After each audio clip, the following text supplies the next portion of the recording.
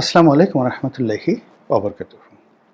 সম্মানিত দর্শক, ডক্টর মোহাম্মদ ইউনূসকে নিয়ে একটি চমকপ্রদ খবর এই মুহূর্তে রীতিমতো ভাইরাল আকারে সামাজিক মাধ্যমে ছুটোছুটি করছে। খবরটি বাংলাদেশের একটি পত্রিকা দৈনিক বণিক বার্তা। এটি একটি অর্থনীতির পত্রিকা। আমি এর প্রিন্ট ভার্সন কখনো দেখিনি, ইন্টারনেটে এটি দেখি এবং যতটা জানি যে অর্থনীতি সংক্রান্ত একটি রিপোর্ট করে। আমাদের দেশের পত্রিকা বলতে যেভাবে প্রথম আলো, বাংলাদেশ প্রতিদিন, কালের কণ্ঠ, যুগান্তর, সমকাল, এই মানের যে পত্রিকাগুলো এর মধ্যে নয়া দিগন্ত আছে, ঠিক বণিক বার্তা ওই মাত্রার কোনো পত্রপত্রিকা নয়। কিন্তু অর্থনীতির ক্ষেত্রে তাদের অনেক বক্তব্য বেশ গুরুত্বপূর্ণ।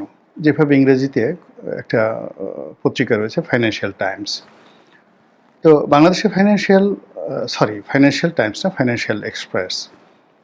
তো এই পত্রিকাটি হয়তো 1000 কপি ছাপায়, কিন্তু এটির গুণগত মান, এখানে যে সাংবাদিকরা চাকরি করতেন বিভিন্ন সময়, কিন্তু একসময় মোয়াজ্জেম ভাই নামে একজন সাংবাদিক ছিলেন এটার এডিটর হিসেবে। তো ফলে তাদের একটা কোয়ালিটি ছিল। তো বণিক বার্তারও অর্থনীতি সংক্রান্ত যে নিউজ বা প্রতিবেদন, এটি প্রশংসার দাবিদার। এই পত্রিকাটি গত 1 বছর ধরে সরকার সমর্থক, সরকারের খুব ঘনিষ্ঠজন, আরও স্পষ্ট করে বলে ডক্টর মোহাম্মদ ইউনূসের একেবারে নেক নজরের বান্দা হিসেবে বেশ পরিচিতি লাভ করেছে। তো সেই বণিক বার্তাতে ডক্টর মোহাম্মদ ইউনূস সম্পর্কে যে প্রতিবেদনটি ছাপা হয়েছে সেটি হলো আগামীতে যিনি বা যারা জাতিসংঘের মহাসচিবের পদ দখল করবেন বা পদপ্রাপ্ত হবেন, যাদেরকে মনোনয়ন দেওয়া হবে, এরকম একটি সম্ভাব্য তালিকা করে সেই তালিকার মধ্যে ডক্টর মোহাম্মদ ইউনূসের একটি সুন্দর হাসিমাখা ছবি তারা সংযুক্ত করে এমন একটা রিপোর্ট করেছেন, না ধরি মাছ না ছুঁই পানি। বক্তব্যের মূল প্রতিপাদ্য বিষয় হলো যে ডক্টর মোহাম্মদ ইউনূসকে জাতিসংঘের মহাসচিব পদে নিয়োগ দেওয়ার জন্যে জাতিসংঘের কর্তৃপক্ষ, বিশেষ করে আমেরিকান লবিস্ট গ্রুপ, তারা প্রাণান্ত চেষ্টা করছে। বিষয়টি নিয়ে কেউ খোলামেলা আলোচনা করছে না, তাদের দাবি অনুযায়ী খোলামেলা আলোচনা করছে না। এমনকি তারা এটা যে একটা ভুয়া নিউজ বা এতে যে তাদের কোনো দায় দায়িত্ব নেই, বা তারা যে একেবারে দুধে ধোয়া তেঁতুলের বেশি, স্বাদ ধোয়া তেঁতুলের বেশি, এই জিনিসটা প্রমাণ করার জন্য তারা ডক্টর মোহাম্মদ ইউনূসের যে প্রেস সচিব তার সাক্ষাৎকার নিয়েছেন, যিনি একেবারে সহজ সরল বাংলায় বলে দিয়েছেন যে এটা একটা গুজব, এর কোনো সত্যতা নেই। তারপর তারা এই রিপোর্টটি ছাপিয়েছেন কেবলই মাত্র একটা বায়ু তৈরি করার জন্য, একটা বোম, বাতাসের বোম তৈরি করার জন্য, এবং এটি এই মুহূর্তে ডক্টর মোহাম্মদ ইউনূসের জন্য খুব বেশি দরকার। তো যেটা বলছিলাম যে জাতিসংঘের মহাসচিব যে পদটি, এটি সাধারণত মহাদেশ কেন্দ্রিক হয়, অঞ্চল ভেদে হয়। আমাদের এশিয়া সাবকন্টিনেন্টে, মানে পাক ভারত উপমহাদেশে, বার্মার উথ হান্ট একসময় জাতিসংঘের মহাসচিব হয়েছিলেন। এখন যিনি আছেন তারপরে সিরিয়ালি ল্যাটিন আমেরিকা থেকে একজনকে নেওয়া হবে, এটি স্বাভাবিক। তো সেখানে বণিক বার্তা বাংলাদেশের পত্রিকা যেটা বলার চেষ্টা করছেন যে ডক্টর মোহাম্মদ ইউনূসের যোগ্যতা, কার্যকারিতা, তার গ্রহণযোগ্যতা বিশ্বব্যাপী এতটা উঁচু পর্যায়ে, হিমালয়ের এমন উচ্চতাতে যে জাতিসংঘ প্রতিষ্ঠার পরে যে ঘটনা কখনো হয়নি, অর্থাৎ এখানে আঞ্চলিকতার যে সিরিয়াল, এটি ব্রেক করা হয়নি, যা এই বছর ডক্টর মোহাম্মদ ইউনূসের জন্য ব্রেক হতে পারে, প্রথা ভেঙে যেতে পারে, এবং প্রথা ভেঙে পৃথিবীর প্রয়োজনে, আমেরিকার প্রয়োজনে ডক্টর মোহাম্মদ ইউনূসকে ওই জাতিসংঘের মহাসচিব পদে বসানো হতে পারে। ব্যাস, কেল্লা ফতে। আর আমরা যারা হুজুগে বাঙালি, তারা বলার চেষ্টা করছি, সি সি সি সি, আমরা কত খারাপ। আমেরিকা যাকে জাতিসংঘের মহাসচিব হিসেবে বসাতে চান, যিনি বিশ্ব মানব রূপে সারা পৃথিবীকে শাসন করার, সারা পৃথিবীতে শান্তি প্রতিষ্ঠা করার, সারা পৃথিবীর এ প্রান্ত থেকে ও প্রান্তে গণতন্ত্রের জয়গান করার জন্য যোগ্যতা সম্পন্ন, তার মতো একজন মহান ব্যক্তিকে আমরা কাদার মধ্যে ঢুকিয়ে যেভাবে ভেদা কাদার মধ্যে তাকে চুবাচ্ছি, তাকে অপমান করছি, লাঞ্ছিত করছি, এটা একটা কাজ হলো? আমরা তাকে একবার এনসিপির গডফাদার বানাচ্ছি, একবার তারে আমরা সুদখোর বলার চেষ্টা করছি, তার বিরুদ্ধে ওয়াজ করছি, একবার পক্ষে একবার বিপক্ষে। আবার তাকে এনসিপির যাকে বলা হয় কিংস পার্টির প্রতিষ্ঠাতা বলার চেষ্টা করছি। তিনি ক্ষমতা লোভী, আরও 50 বছর ক্ষমতায় থাকতে চান, এই ধরনের কথাবার্তা আমরা বলার চেষ্টা করছি। অনেকটা রবীন্দ্রনাথের সেই পাত্রী দেখা ঘটনার মতো, অথবা দাঁত থাকতে দাঁতের মর্যাদা না বোঝার মতো। তিনি যখন ক্ষমতায় ছিলেন না, আমরা মনে মনে স্বপ্ন দেখতাম যে এরকম একটা মানুষ যদি বাংলাদেশে ক্ষমতায় আসে, বাংলাদেশে লালে লাল হয়ে যাবে। এবং এটি লাল বিপ্লবের পর বাংলাদেশে সত্যিকার অর্থে আমরা যখন মহামানব ডক্টর মোহাম্মদ ইউনূসকে পেলাম, তখন আমরা তাকে কাজ করতে দিলাম না। খালি ঘ্যানোর ঘ্যানোর, একবার যমুনাতে যায়, আবার যাকে বলা হয় তার সাথে দেখা করবে, ও দাবি মিলিয়ে এই লোকটার জীবনটাকে এমনভাবে আমরা হারাম করে দিলাম। এই লোক যে সারা পৃথিবীতে 3-0 থিওরি দিয়ে সারা পৃথিবীকে মাত করেছে, ওই 3-0 থিওরির একটা জিরো, একটা শূন্য যদি বাংলাদেশে তিনি প্রয়োগ করতে পারতেন, তাহলে বাংলাদেশের দারিদ্র্য বিমোচন হয়ে যেত। এবং তিনি সেটা চেষ্টা করেছিলেন। আমরা সেই কাজটাকে নিতে পারিনি, যেমন দারিদ্র্য বিমোচন। তো দারিদ্র্য বিমোচনের জন্য গ্রামীণ ব্যাংককে শক্তিশালী করতে হবে, এবং গ্রামীণ ব্যাংকের কল্যাণে তো তিনি শান্তি পুরস্কার পেয়েছেন। এই জন্য শেখ হাসিনার জমানাতে গ্রামীণ ব্যাংককে যেভাবে ডলা দেওয়া হয়েছিল, যেভাবে গ্রামীণ ব্যাংকে তছনছ করে দেওয়া হয়েছিল, এর অবকাঠামো শেষ করে দেওয়া হয়েছিল, সেটাকে তিনি এসে পুনর্নির্মাণ করলেন। তিনি এই গ্রামীণ ব্যাংকের যত লোন ছিলেন জনকল্যাণে, দেশের কল্যাণে, সেই সমস্ত যাকে বলা হয় যে জরিমানাগুলো, এটা মওকুফ করালেন। এবং গ্রামীণ ব্যাংকের মাধ্যমে যেন বাংলাদেশের 18 কোটি মানুষ এখান থেকে ঋণ পেতে পারে, তিনি এরকম একটা মহাযজ্ঞ নিয়ে যখন কাজ শুরু করলেন, তখনই আমরা এমন সব কথাবার্তা বলে, এমন সব কর্মকাণ্ড করে এই ভদ্রলোকের যেটা হৃদয় আছে, একটা মন আছে, একটা মানসিকতা আছে, সেইগুলো দিয়ে একেবারে তাকে আমরা রীতিমতো তছনছ করে ছেড়ে দিলাম। আমরা তার এত মূল্যবান যে ডিম বা শূন্য, এটিকে রীতিমতো ঘোড়ার ডিম আমরা বানিয়ে দিলাম। এই জঘন্য যে প্রবৃত্তি আমাদের, এই জঘন্য প্রবৃত্তিকে উচিত শিক্ষা দেওয়ার জন্য আমরা যাতে সারা জীবন আফসোস করতে পারি, এই জন্য তাকে যারা বানিয়েছেন, আজকের ডক্টর মোহাম্মদ ইউনূসের পেছনে পশ্চিমাদের যে অখণ্ড সমর্থন রয়েছে, তারা এখন এখান থেকে উঠিয়ে নিতে চান। এই ঘটনা মানবজাতির ইতিহাসে অনেক ঘটেছে। আল্লাহ রাব্বুল আলামিন কখনো কখনো কোনো জাতিকে দিশা দেওয়ার জন্য, তাদেরকে পরিচালনা করার জন্য কখনো মানব পাঠান, কখনো মহামানব পাঠান, কখনো দানব পাঠান। তারপরে একটা সময় দেখা গেল যে তিনি সেই তার প্রেরিত মানব, দানব, মহামানব, অতিমানব, নবী, রাসূল তাদেরকে উঠিয়ে নিয়ে যান, বিরক্ত হয়ে উঠিয়ে নিয়ে যান। এর মধ্যে সবচেয়ে উল্লেখযোগ্য ঘটনা হলো জেসাস, হযরত ঈসা আলাইহিস সালামকে আল্লাহ রাব্বুল আলামিন দুনিয়া থেকে উঠিয়ে নিয়ে গিয়েছিলেন। এর কারণ হলো বনী ইসরাইল জাতি এতটা নাফরমান, এতটা অবাধ্য, এতটা গুনাহগার ছিল যে আসলে তাদের কপালে হযরত ঈসা আলাইহিস সালামের মাধ্যমে আল্লাহর হেদায়েত এটা ছিল না। ফলে এই জাতি বহু বছর, শত শত বছর ধরে অপমানিত, লাঞ্ছিত হয়েছে এবং হয়ে যাচ্ছে এখন পর্যন্ত। তদ্রূপ এই বাঙালি জাতি একজন ডক্টর মোহাম্মদ ইউনূসকে তারা পেয়েছিল। এবং ঠিক আমাদের দেশে যারা অলি আল্লাহ, গাউস কুতুব আছেন, বিশেষ করে যারা ওয়াজের ময়দানে, যেমন মাওলানা ইব্রাহিম হাফিজুল্লাহ রহমতুল্লাহ, তারপরে অন্যান্য যে সকল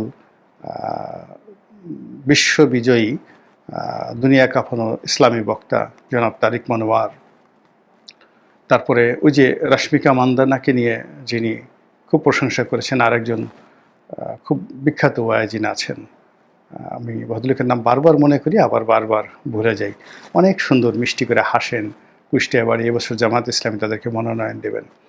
তো এই ভদ্রলোক, ওনারা ডক্টর মোহাম্মদ ইউনূসকে ঠিকই চিনেছেন অবতার রূপে, আল্লাহর নেয়ামত রূপে, এবং তারা চেয়েছেন যে উনি আজীবন ক্ষমতায় থাকুন, কোনো নির্বাচন কিচ্ছু দরকার নেই, চেয়েছেন। কিন্তু যা হয় যুগে যুগে, মানে আমাদের অবাধ্য সমাজ যেভাবে এই সকল মহামানবের কথা শুনছে না, সে অনুযায়ী ডক্টর মোহাম্মদ ইউনূসের প্রতি ভক্তি শ্রদ্ধা দেখাচ্ছে না। অতীতকালেও এরকম ঘটনা ঘটত। যখন আল্লাহ এরকম কোনো ভালো মানুষ পাঠাতেন, সমাজের লোক তাদেরকে নিগৃহ করত, গালাগাল করত এবং তাদের বিরুদ্ধে ভীষণ রকম বদনাম রটিয়ে দিত। তো সেই দিক থেকে ডক্টর মোহাম্মদ ইউনূসের বিরুদ্ধেও কিন্তু এখন যে সকল অপপ্রচার চলছে, যে সকল যাকে বলা হয় ন্যারেটিভ চালু হয়েছে, এর পেছনে আওয়ামী লীগের দোসর এবং এর সঙ্গে সঙ্গে ভারতের যে চক্রান্ত এটা রয়েছে। তো তার একটা দাঁত ভাঙ্গা জবাব দেওয়ার জন্য যদি মার্কিন যুক্তরাষ্ট্র তাকে জাতিসংঘের মহাসচিব হিসেবে নিয়োগ দেয়, তাহলে এটা তার সমালোচনাকারীদের জন্য একটা নিদারুণ জবাব হবে। এটা গেল কেবলমাত্র ইতিবাচক একটি আলোচনা। আর নেতিবাচক যে বিষয়টা হলো, সেটা হলো যে যারা ক্ষমতায় থাকেন, ক্ষমতা ধরা সবসময় একটা নাটক করতে পছন্দ করেন, গল্প বানাতে পছন্দ করেন। এর কারণ হলো মানুষ খুব গল্প পছন্দ করে। আপনারা কি একবার লক্ষ্য করেছেন যে দেশের ৯৯% মানুষ দরিদ্র, মধ্যযুগের কথা, কারো পরনে কাপড় থাকতো না, সেখানে ধনিক সম্প্রদায় যারা জমিদার, সুবেদার, সেনাপতি, রেসালদার, মন্ত্রী, আমির, ওমরা, তারা স্বর্ণসিংহাসনে বসতেন। বস্ত্রহীন মানুষদের বস্ত্র কেড়ে নিয়ে তারা মসলিন কাপড় পরতেন। এমন প্রাসাদ তৈরি করতেন দিল্লির লালকেল্লার মতো, আগ্রা ফোর্টের মতো, আগ্রা দুর্গের মতো, কিংবা জনগণের এই অর্থ দিয়ে তারা কুতুব মিনার তৈরি করতেন। কেন এই জিনিসগুলো ঘটতো বলেন তো? এটার সাইকোলজিক্যাল ব্যাখ্যাটা কি? সেটি হলো, আপনি যখন মানুষকে দরিদ্র বানিয়ে ফেলবেন, দরিদ্ররা স্বপন বিলাসী হয় এবং লোভী হয়, প্রচণ্ড রকম লোভী হয়। আর তারা যাদের অর্থবিত্ত রয়েছে তাদের কাছে এমনিতে মাথা নোয়ায়। তো যে লোকের একটি কুঁড়ে ঘর নেই, গফুরের মতো একটি কুঁড়ে ঘর, সেই বর্ষার মধ্যে গফুরের যে গফুর জোলা, শরৎচন্দ্রের সেই বিখ্যাত যে মহেশ, সেই মহেশ গল্পের গফুরের মতো। তো এরকম যখন একজন গফুর থাকে, যার চাল নেই, চুলো নেই, সম্পত্তি বলতে একটি মহিষ, তো বর্ষাকালে সেই মহিষটিকে সে তার নিজের ঘরের যে চাল, সেই চালের সেই খড় তাকে খেতে দেয়। সে জানে যে এই খড় খেয়ে ফেললে তাকে বৃষ্টিতে ভিজতে হবে, তবু সে সেই কাজ করে। কিন্তু এইরকম গফুর প্রকৃতির যারা লোক, তারা যদি কোনো রাজপ্রাসাদের সামনে দিয়ে যায়, জমিদার বাড়ির সামনে দিয়ে যায়, সে জুতোটা খুলে ফেলে, যে জমিদার বাড়ির পবিত্রতা রক্ষা করার জন্য জুতোটা পায়ে দেওয়াটা ঠিক হবে না। কেউ যদি মাথায় ছাতি দিয়ে থাকে, সে ছাতিটা খুলে ফেলে। জমিদার মহাশয় যদি সামনে দিয়ে ঘোড়ায় করে যান, সে আস্তে রাস্তা ছেড়ে দিয়ে নিচে নামে। এবং হিন্দু যারা ধর্মাবলম্বী, তারা আসতে সেখানে প্রণাম করে মাটিতে, যেটাকে সেজদা বলা হয়। এটা মানুষের মধ্যে যে প্রবৃত্তি, এটিকে বলা হয় এজাহারে তাজাল্লুল। তো এই এজাহারে তাজাল্লুল যদি আপনি পেতে চান, মানুষের কাছ থেকে এই ধরনের আনুগত্য পেতে চান, তাহলে আপনার সিংহাসনটিকে, আপনার বসার আসনটিকে স্বর্ণখচিত করে এমন একটা উচ্চতায় নিয়ে যেতে হবে, যেখান থেকে আসলে আপনাকে দেখা যাবে না। যেভাবে আমরা আকাশে চাঁদ দেখি, তারকা দেখি, ওইভাবে আপনাকে মনে হবে। আর যিনি আপনাকে দেখবেন, তার পেটে খাবার থাকবে না, পরনে কাপড় থাকবে না, বস্ত্র থাকবে না, এবং মামলা মোকদ্দমা থেকে শুরু করে রোগ শোক বালা মুসিবতে তছনছ হয়ে সে শুধু আপনার দিকে তাকিয়ে থাকবে এবং ভাববে, এ মহামানব, এ আমার মতো সাধারণ মানুষ নয়। আমি এত কিছু করে, এত পরিশ্রম করে আমি কিচ্ছু করতে পারছি না, আর এই যে এত সুখ সম্পদ ভোগ করছে, নিঃসন্দেহে তার মধ্যে কোনো অলৌকিক সত্তা রয়েছে। এই কারণে পৃথিবীর তাবৎ অত্যাচারী, তাবৎ লোভী, তারা এই নাটকটি সাজিয়েছে।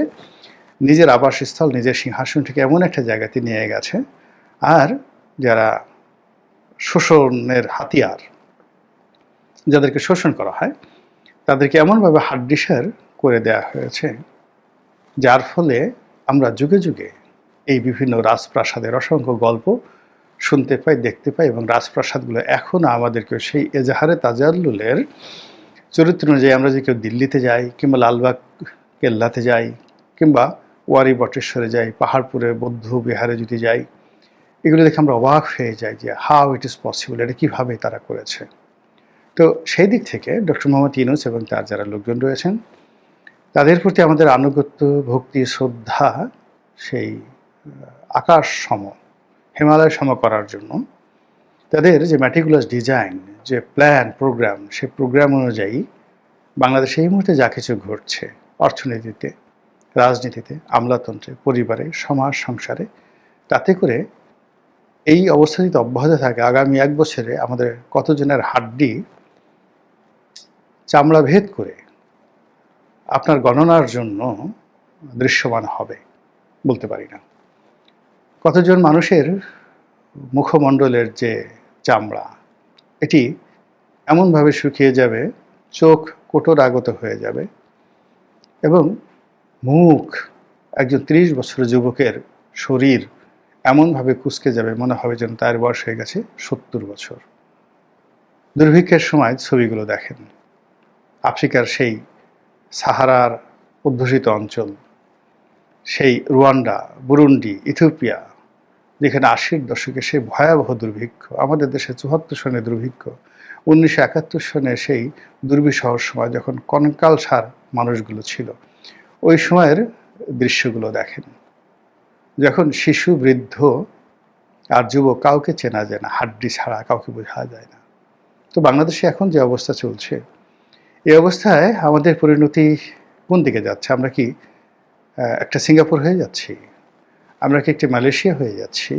যেটি শেখ হাসিনার জমানাতে অহরহ শুনতাম যে আমরা সিঙ্গাপুর, মালয়েশিয়াকে আলটিমেটলি পিছনে ফেলে দিয়েছি। এখন আমরা কোথায় যাচ্ছি? নাকি আমরা সেই 80-র দশকের যে ইথিওপিয়া, সেদিকে যাচ্ছি?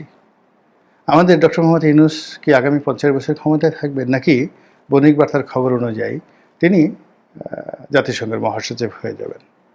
আমরা কি তাকে রাখতে পারবো? আমরা কি তাকে পাবো? নাকি তাকে আমরা হারিয়ে ফেলবো? তিনি কি আমাদের জন্য নেয়ামত, নাকি অন্য কিছু? তিনি কি শান্তির দূত, নাকি অশান্তির দূত? এই জিনিসগুলো আগামীতে এত চমৎকারভাবে লিখিত থাকবে, লিখিত হবে, মূল্যায়িত হবে, যা এই বাংলায় আর কখনো হয়নি। মহান আল্লাহ আমাদের সবাইকে হেদায়েত দান করুন এবং হেফাজত করুন। আসসালামু আলাইকুম ওয়া রাহমাতুল্লাহি ওয়া বারাকাতুহু।